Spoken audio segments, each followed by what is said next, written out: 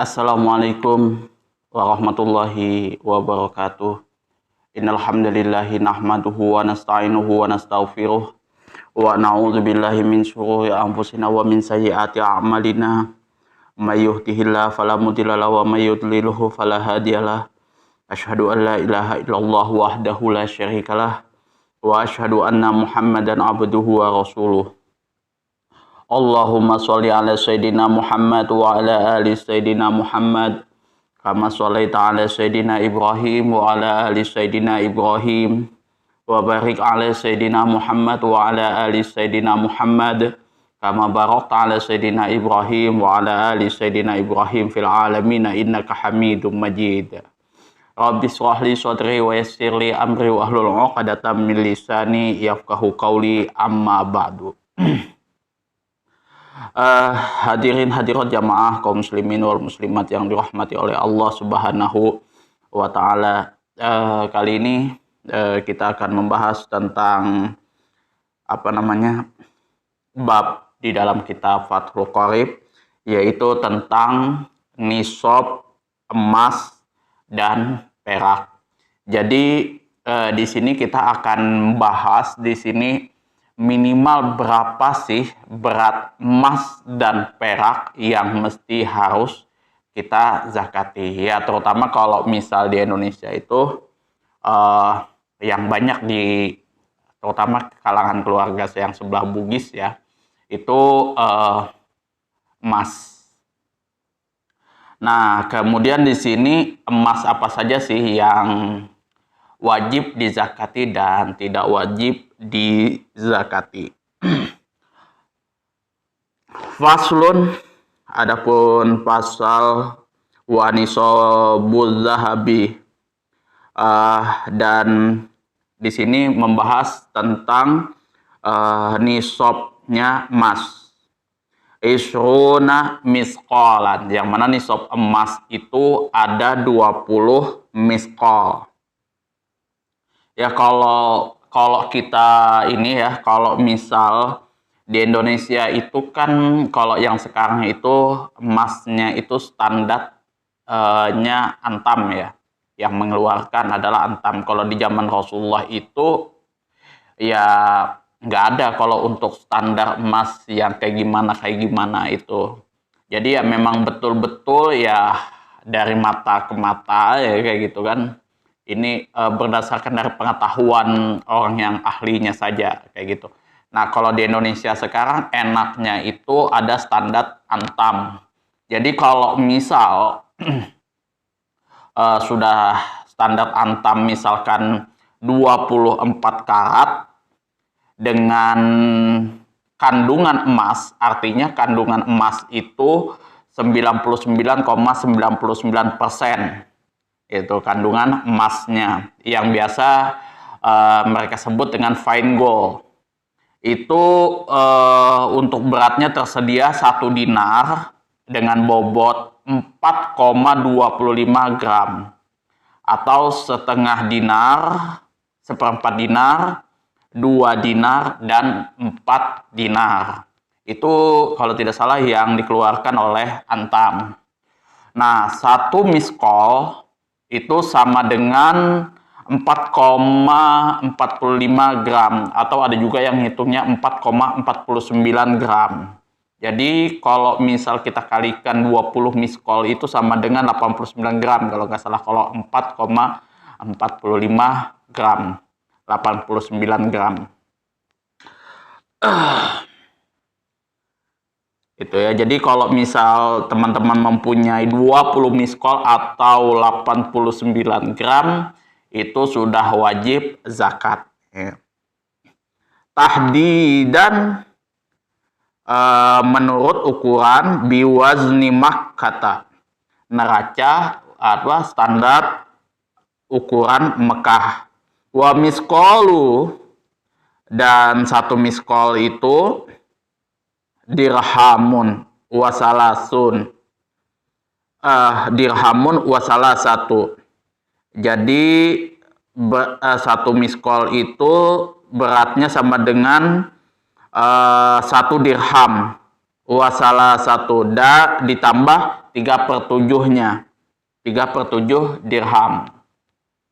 Jadi beratnya itu 1 dirham ditambah 3/7-nya. Ashbai dirhamin. 3/7 dari beratnya dirham. Wafihi, jadi kalau misalkan teman-teman punya 20 miskol, jadi teman-teman wajib mengetahui standar ukuran awalnya di dalam bab zakat itu adalah 20 miskol.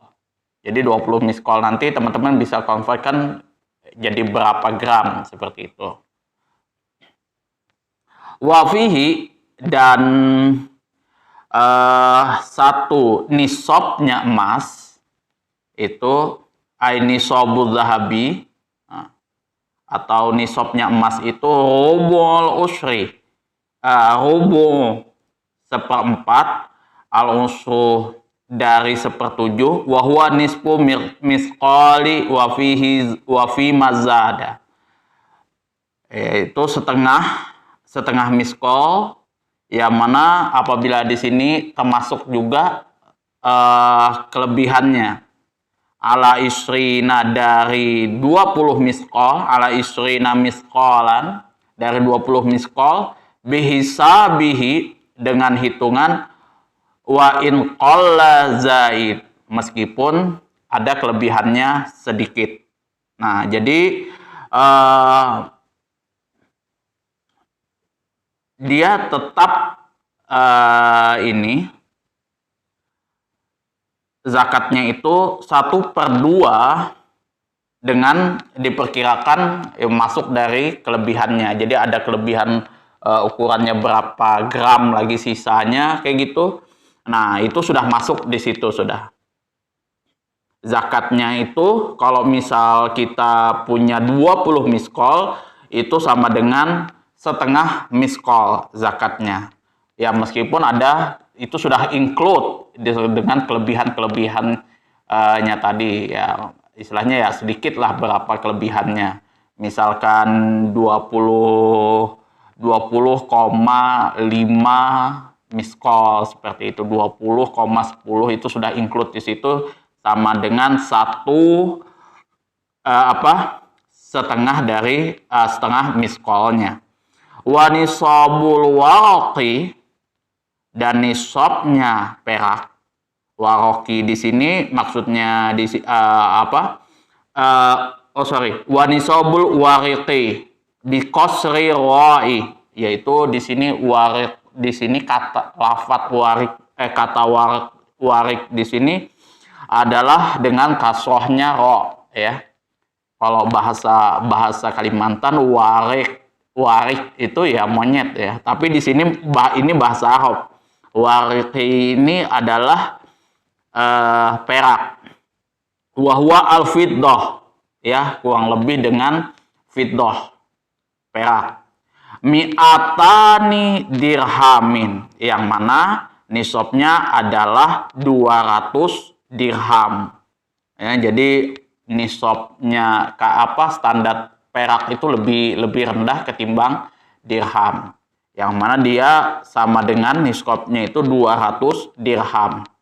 Wa fihi rubu' al-usru wa huwa khamsatu darahim wa fi mazada.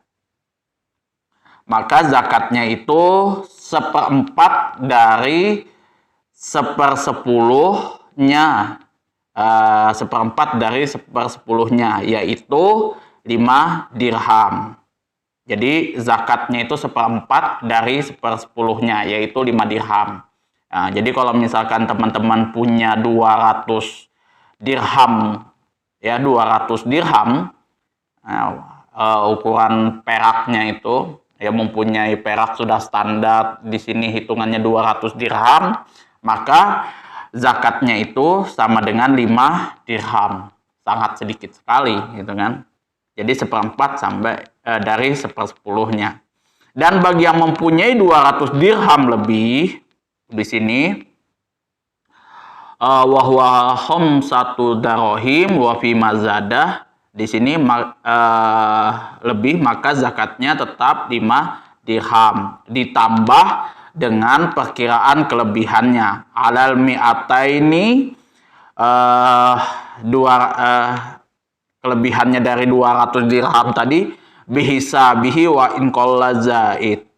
Meskipun hanya sedikit, itu sudah include di situ dengan beberapa kelebihannya.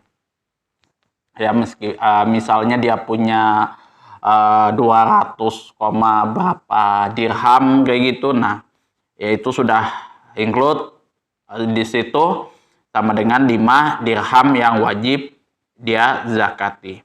Wala syai'ah, dan tidak wajib dizakati syai'ah, sesuatu benda, fil maususi, benda yang dicampur, minaz zahabi awil fiddati, dari emas atau perak, hatta ya belugha, sehingga mencapai suhu, murninya benda tersebut, nisoban, menjadi 1 nisob. Jadi tidak wajib zakat benda ya yang termasuk dari emas dan perak, benda emas yang perak yang sudah dicampur dengan sesuatu yang lain sehingga murninya benda tersebut mencapai 1 nisob. Ya, jadi ngakalin nih, ceritanya diakalin, kemudian supaya ini bisa sampai 1 nisob, ini kan hitungan 1 nisob kayak gitu ya, dicampur apalah kayak gitu.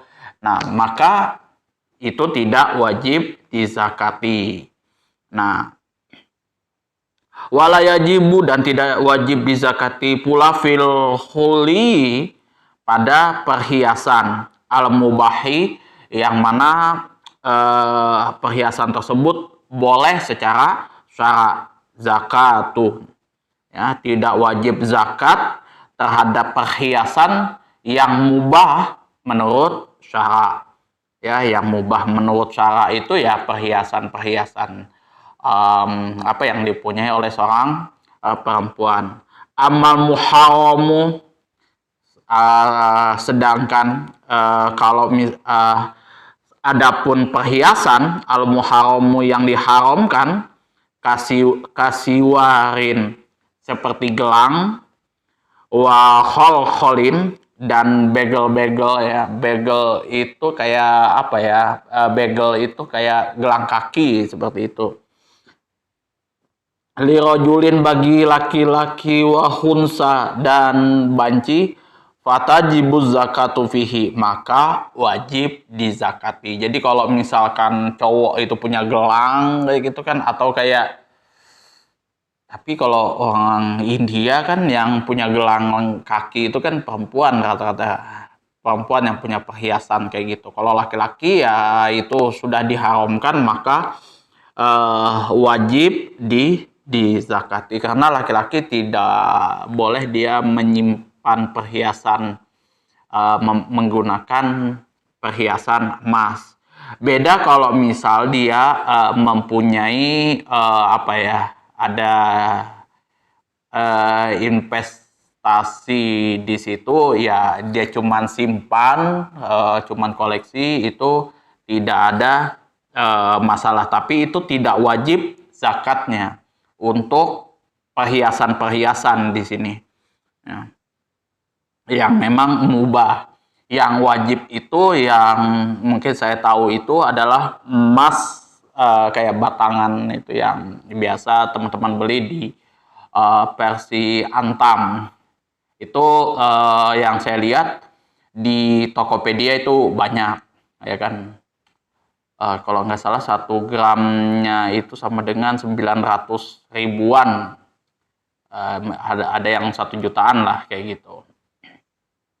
Jadi kalau misalkan 89 gram itu kita punya emas atau 20 miskol, maka ya zakatnya sama dengan 5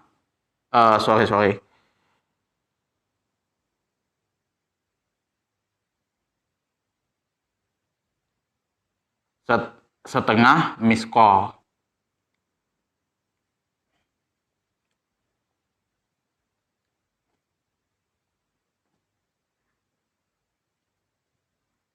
itu setengah miskol. Dia 20 20 miskol 89 gram. Itu ya istilahnya hitung-hitungan nisab daripada zakat emas dan perak. Jadi kalau misalkan teman-teman kurang dari itu, mempunyai emas yang kurang dari 20 miskol atau 89 gram, maka tidak wajib zakatnya. Atau juga punya perhiasan yang diperbolehkan menurut syara, perhiasannya wanita dan lain sebagainya, itu juga tidak wajib zakat. Ya, tapi kalau sudah dijual belikan atau lain sebagainya, itu juga nanti ada hitung-hitungannya zakat perniagaan seperti itu. Tapi ya di sini intinya kalau misal teman-teman bingung ya, punya harta yang berlimpah atau apa kayak gitu, bingung ini gimana zakatnya dan lain sebagainya, bisa dihitung di akuntansi publik syariah. Itu ada kalau nggak salah yang saya baca itu. Nah, jadi teman-teman bisa hitung semua, edit semua kayak gitu, berapa yang harus dikeluarkan.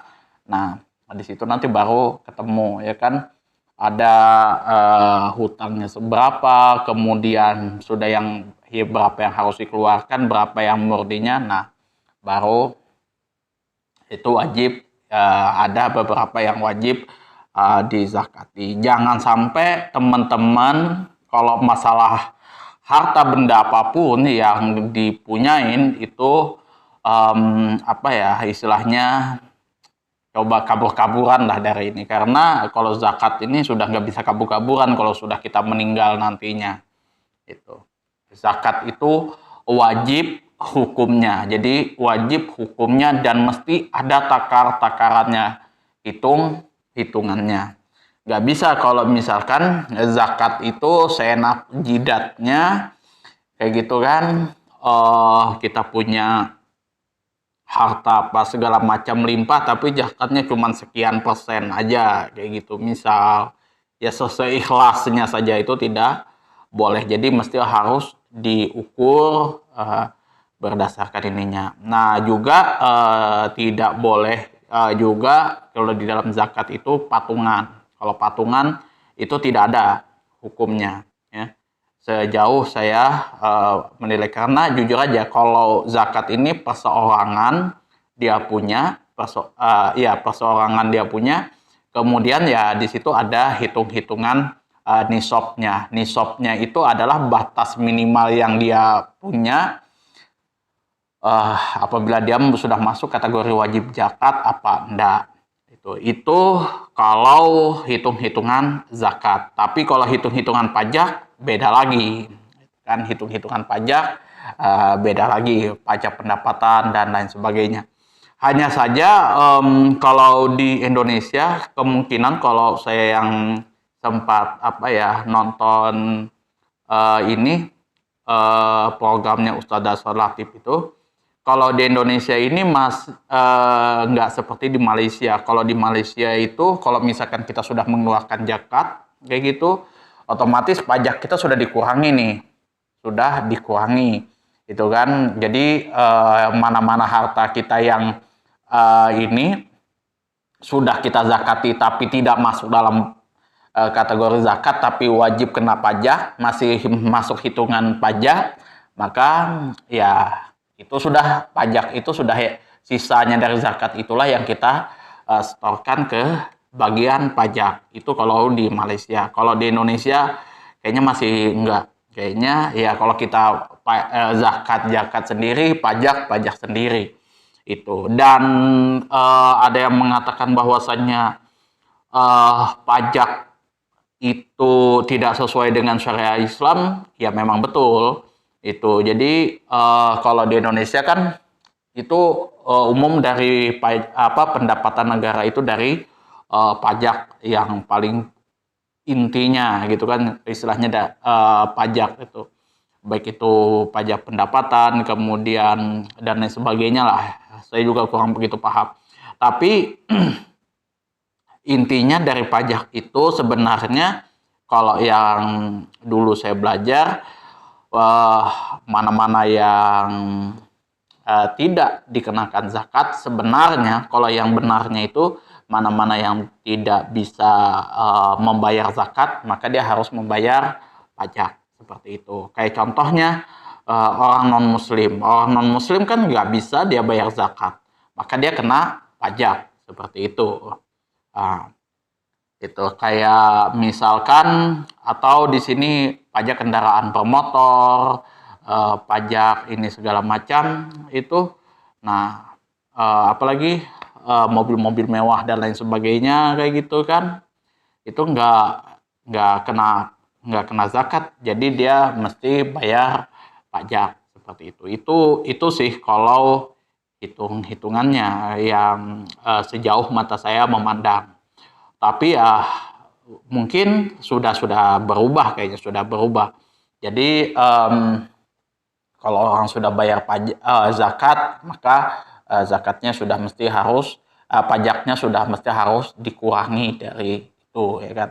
Dan ini juga harus ada koordinasi juga, satu pintu juga antara lembaga zakat sama lembaga perpajakan di situ, Kementerian Perpajakan. Ya satu pintu lah dari Kementerian Keuangan, mungkin bisa seperti itu nantinya.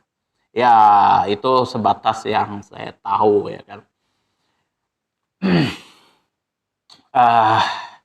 Jadi kalau bisa itu pajak zakat itu bukan cuman sekedar menebus ini juga, bukan cuman menebus apa ya,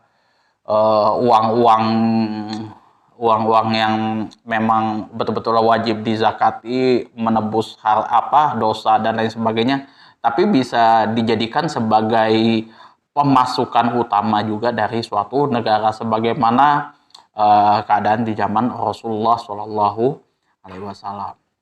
Akhirul kalam, wabillahi taufik wal hidayah. Assalamualaikum warahmatullahi wabarakatuh.